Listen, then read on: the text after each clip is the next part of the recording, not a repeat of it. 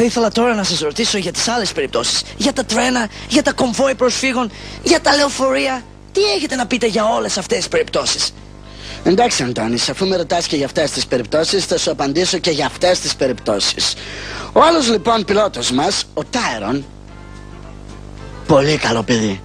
Αντώνης, Αντώνης, πολύ καλό παιδί.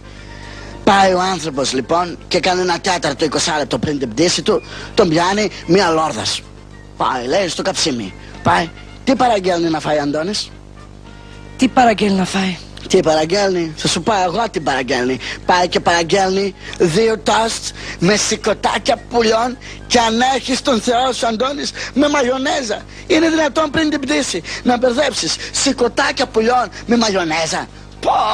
Με το που ανεβαίνει ψηλά στον ουρανό γίνανε όλα γεσμαδιά μες στην κοιλιά του. Μετά από λίγο ακούμε εμείς στον ασύρματος Mayday, Mayday, Mayday, Mayday. Με έχει πιάσει κόψιμο τσίλι πιπί. Τι να κάνω?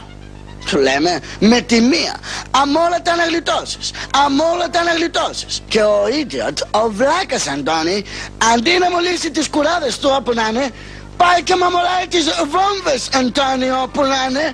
Βέβαια, απ' την άλλη πάλι, αυτά είναι που έχουν, πώς να το πω, χιούμορ, πλάκα. Αυτά είναι, βρε παιδί μου, που όταν τελειώσει ο πόλεμος θα λέμε στα παιδιά μας και θα γελάμε. Καταλαβαίνεις, Αντώνης? Το μόνο που καταλαβαίνω, Mr. C, είναι πως τις παπαριές που τσαμπουνούσατε λίγο πιο πριν σε όλο τον κόσμο μέσω της συνέντευξης τύπου, τώρα τις είπατε και σε εμάς, διωγγωμένες.